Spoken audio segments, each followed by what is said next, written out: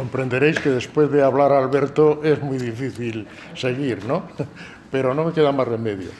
Lo primero, tengo que daros muchas gracias y dobles gracias porque venir aquí en un día como hoy pues es muy de agradecer.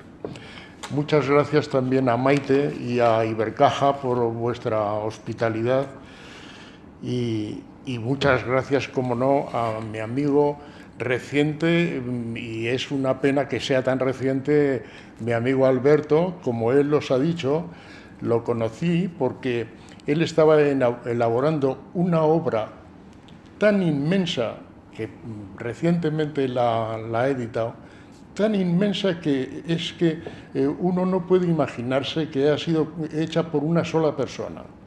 Y sin embargo, pues está hecha. Y él me llamó, precisamente nos conocimos porque él consideraba, estaba imaginando una obra tan exhaustiva que creyó conveniente incluso incluirme a mí, ¿no? Y no sé cómo se enteró de que un pintor riojano había hecho el cartel de los toros de Santander, y entonces me llamó, y desde entonces pues ha empezado, y efectivamente me incluyó en su libro. Y desde entonces pues ha empezado una amistad. Él, bueno, parece que tiene un respeto por mi trabajo y yo tengo una inmensa admiración por el suyo. Bueno, después de tantos años, yo he vivido pues casi la mayor parte de mi vida fuera de Logroño, pues aparezco aquí pues como un perfecto desconocido, ¿no? Y cuando me he echado mano a la agenda así para llamar a conocidos, amigos, para convocarles a este acto, pues realmente había muy poco trabajo por hacer, ¿no? Y aparezco, como digo, como un perfecto desconocido, pero no soy perfecto. Yo nací en Logroño, como ha dicho Alberto, y los que peináis canas y mucho más los que, como yo ya no peináis nada, pues os acordaréis que en la calle Caballería había una carbonería. Pues yo soy hijo de aquel carbonero de la calle Caballería, ¿no? De cómo aquel hijo del carbonero ha llegado a pintor abstracto y a escritor, pasando por innumerables viajes y estancias en España y alguna aventura empresarial, pues eso ya es una larga historia que os contaré otro día. Y bien, pues hablando de mis libros, que es obligatorio, tengo que primero explicaros por qué vengo a presentar dos libros y no uno solo, como es lo habitual, ¿no? Y es que, como ha dicho Alberto, uno de ellos es una serie de pequeños ensayos que la inmensa mayoría yo los he publicado en prensa y que se llama Penetro en campo minado, es mi libro Penetro en campo minado, ¿no? Y pues efectivamente tienen el tamaño de artículos, casi todos han sido publicados en prensa. Y el otro, Cantos rodados, pues es una cosa muy distinta, ¿no? Como ya sabéis o os imagináis, pues los escritores, cuando están elaborando su trabajo, pues naturalmente ponen en actividad sus neuronas y se les va ocurriendo ideas, y es que se le ocurren. Y a veces pues surgen frases que tienen un interés y pues unas veces es pertinente incluirlas en el artículo o en el trabajo que uno está haciendo y otras no.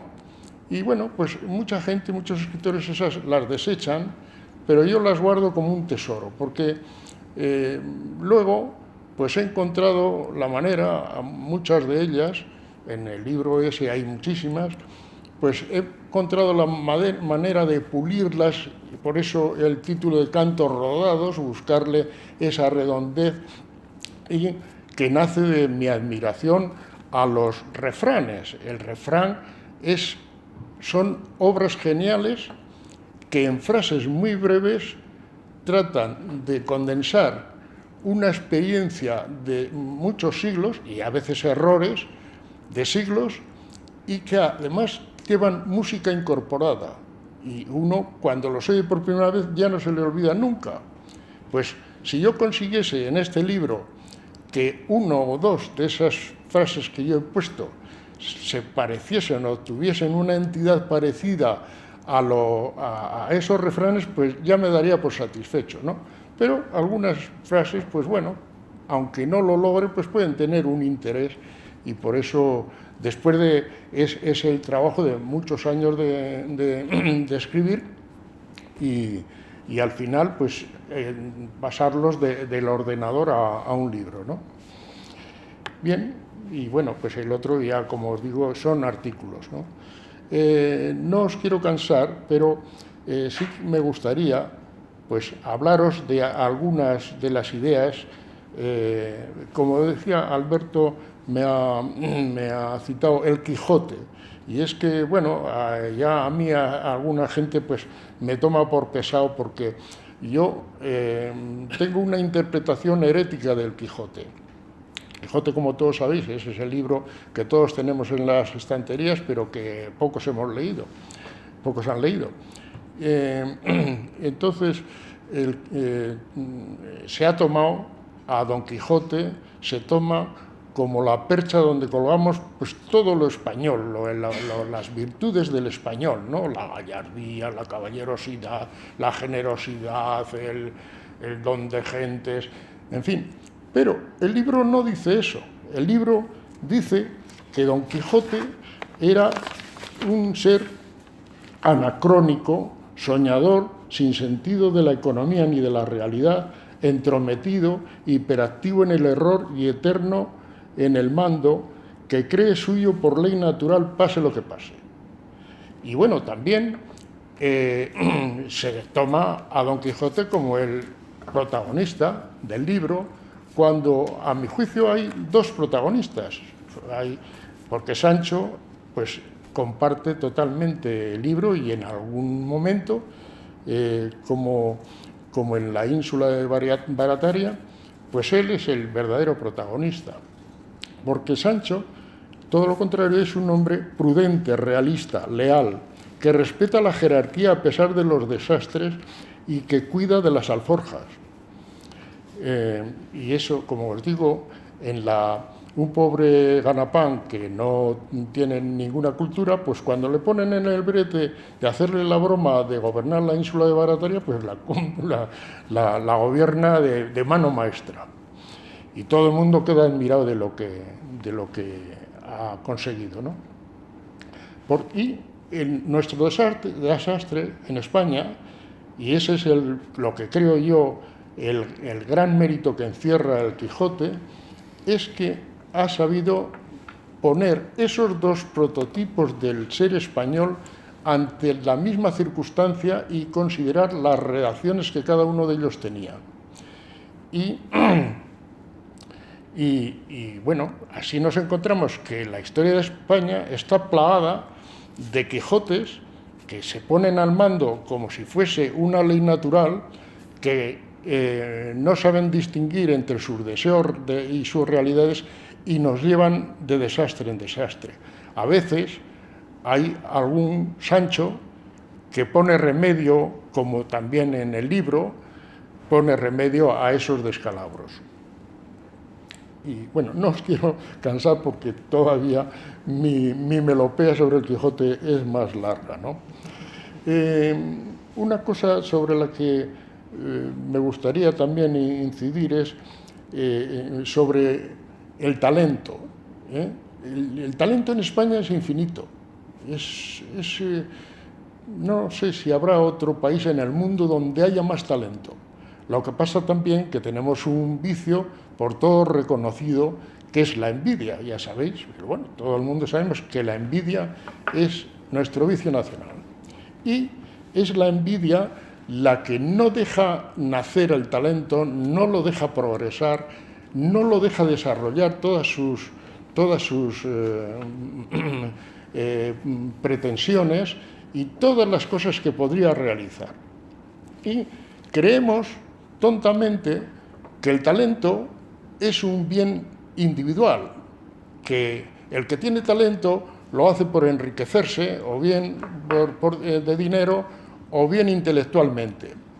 Y no caemos en la cuenta de que el talento es un bien común, porque si la sociedad tiene un buen odontólogo o un buen electricista o un buen músico, pues ese es un beneficio para todos. Pues eso no sabemos comprender. Preferimos agostar el talento, no dejarlo prosperar. Otra cosa que me gustaría, vamos, que yo lo toco en el libro, pero como es un tema que lo tenemos todos los días en el plato, es el nacionalismo, el separatismo. Es un tema que arrastramos históricamente sin encontrarle solución. Seguramente porque en los momentos de formación de nuestra nación nos quedamos a mitad de camino. Ya sabéis que los austrias, cuando formaron España, pues ellos se limitaban a formar la nación por aglomeración. No intervenían en las leyes y en las costumbres de cada pueblo o reino que se anexionaban, que conquistaban o que heredaban. Les dejaban vivir libremente. Lo único que imponían sí era el mando. Por eso se llamaba la corona, se llegó a llamar la corona de los 24 reinos, porque efectivamente existían 24 reinos y simplemente se conformaban por que estuviesen debajo de su corona. Y luego los Borbones trataron de conseguir esa homogeneización, como los Borbones consiguieron también en Francia, pero lo dejaron a medio término. Total, que hemos ido arrastrando ese problema hasta que en el momento de la transición se plantearon ambiciosamente dar definitivamente por terminado este asunto. Y para eso se llegó a diseñar este absurdo modelo territorial que padecemos, porque lo que se hizo es una cosa que no se dice, que yo no he oído decir a nadie, que se llegó a desguazar Castilla. Castilla ha sido siempre en España el país hegemónico, la fuerza centrípeta que aglomeraba todo. Y, pues, para llegar al colmo de satisfacer las apetencias de los nacionalistas o separatistas, se llegó a eso, a desguazar Castilla, a cambio de su lealtad, es decir, que ya admitiesen aquel estatus y que no se volviese a repetir ninguna disensión.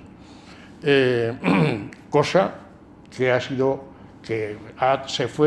se traicionó desde el primer momento. Unos, como hemos padecido, asesinando, y otros pues llegando a proclamar su república. Y fijaros el escarnio que hicieron con Castilla. Castilla era, indudablemente, casi lo sigue siendo ahora, la región más grande de Europa. Pero se le quitó la salida al mar. Se le quitó la fuerza económica de Madrid, haciendo una autonomía totalmente artificial, impidiendo que esa economía de Madrid, que hemos comprobado que es tremendamente creativa, pues se regase toda Castilla. Se dio la autonomía a todas las regiones que lo pidieron y alguna que no la pidió.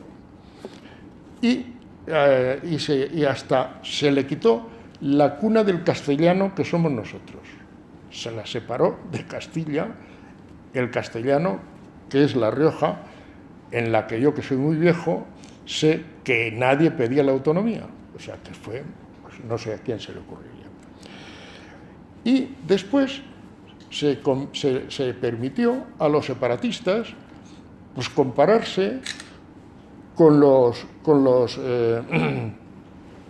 retales que habían quedado con Castilla, comparando esos famosos hechos diferenciales que nunca se atrevieron a comparar con Castilla, y sí con ese cúmulo de autonomías en los que se había decidido. Y como digo, se les concedió eso a cambio de su lealtad, que nunca estuvieron dispuestos a poner en... Y bueno, pues llegados a este punto, claro, tenemos otra vez en carne viva el asunto, y yo me pregunto, ¿cómo se soluciona este problema? Estamos ahora justamente en el momento en que se deben de poner el momento de poner los cimientos para solucionarlo de verdad. ¿Y cómo es? Pues es dándolo por solucionado y defendiendo con la ley el acuerdo alcanzado en la transición. Y decirles y repetirles una y mil veces, con la ley o con lo que sea, que ese asunto sea terminado. Porque si a partir de ahí se les hace cualquier concesión, la transición no habrá servido para nada y será otra vez una vuelta a empezar. Bien, otra cosa, y no os voy a cansar mucho más, pero sí que me gustaría hablar de otro tema que tenemos en el país a flor de piel, que es el derrotismo. No puedo precisar desde cuándo y por qué razones nuestra sociedad está enferma de derrotismo. Una gran parte de ella tiene asumida en lo histórico la leyenda negra que nuestros enemigos emplearon como arma de guerra para vencernos, y otros consideran la época moderna como un periodo lleno de errores y gobernado por personas incompetentes y corruptas, y esto lo abonan todo continuamente. Pero yo no lo veo así. Yo veo que la historia de España, juzgada con los parámetros de cada momento, no, naturalmente, podemos juzgar un hecho del siglo XV con la moral que tenemos ahora mismo. Juzgada con los parámetros de cada época, pues la historia de España es una de las más brillantes que ha habido, de las muy pocas. Tenemos que en lo económico llevamos a un país que no posee recursos naturales de ninguna clase, solo el sol y el talento.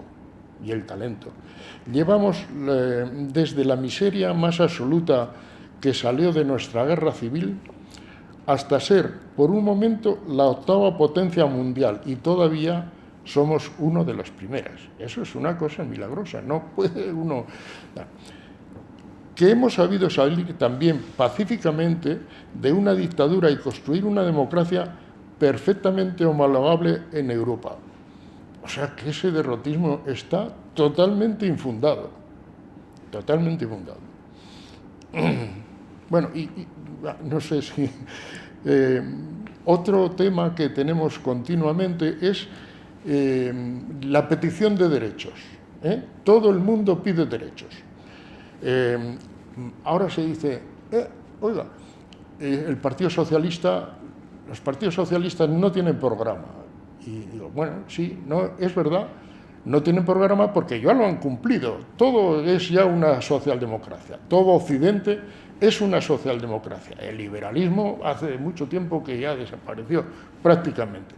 Estamos ahora mismo continuamente discutiendo sobre el pilar del liberalismo, que es la propiedad privada. La propiedad privada es una cosa que se está deshaciendo como un terrón de azúcar.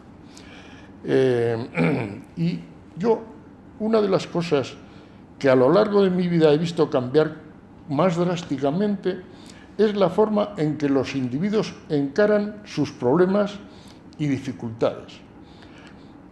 Yo he conocido en mi niñez que la actitud de afrontarlas inmediatamente o con el apoyo más cercano de familia y amigos, así es como se hacía frente a los problemas. Y ahora lo que se hace es reclamar como un derecho la solución por parte de los gobiernos de todos los problemas. Gobiernos a los que se exige que sean los que taponen todas las brechas por donde se pueda escapar nuestra felicidad. Y se reclaman ya absurdamente derechos desde la cuna a la sepultura, pero además, bueno, se pueden en una nación, en una democracia, se pueden reclamar derechos democráticos. Por ejemplo, si queremos que cambiar las leyes electorales y que en vez de a partir de los 18 años se vote a partir de los 17, eso se puede hacer. Perfectamente lo podemos decidir, incluirlo en la Constitución y eso va a misa. Pero lo que parece absurdo es pretender que podamos reclamar derechos que tengan un respaldo económico, porque eso depende, el que podamos mantener ese respaldo depende de lo que nosotros nos afanemos en conseguir ese respaldo y también en conseguir la competencia necesaria para que los otros que también trabajan no achiquen nuestras riquezas con las cuales no podemos tener, sin las cuales no podemos tener derechos. Y bueno, no quiero meterme ya con el tema del arte, sino lo que sí quiero es he tenido la suerte de encontrarme con Alfonso, con Alberto, cuando he venido aquí, pues bueno, venía dispuesto a que hablásemos de mi libro, como decía aquel, y me he encontrado pues que Alberto tenía preparada aquí pues una presentación mía mucho más ambiciosa y mucho más amplia y que a mí me ha satisfecho de tal manera que le he dicho, oye, haz lo que quieras y yo haré lo que pueda. Y eso es lo que hemos hecho, porque os ha planteado mi figura mucho mejor que lo pudiera hacer yo, como esa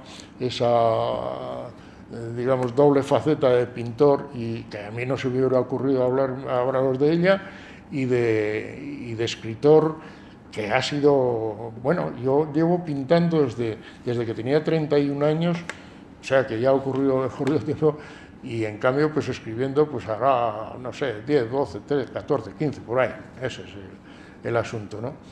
Y bueno, pues me he encontrado con esa sorpresa que él tenía preparado aquí, además, con estas diapositivas maravillosas, o sea que, pues bueno, no puedo menos que decir que para mí el acto ha salido perfecto. Y eso es todo. Muchas gracias.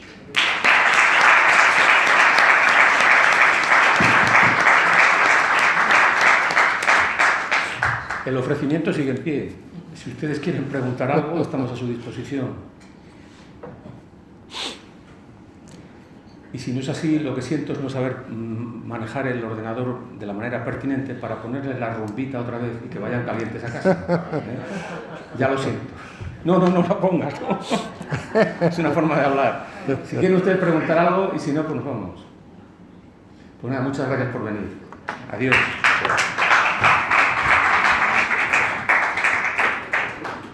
El otro torero, ¿no? ¿Cómo? El otro torero. Sí. En mi tardío acercamiento a mi tierra de nacimiento, espero que me acojáis, si no como conciudadano prodigio, sí como conciudadano pródigo.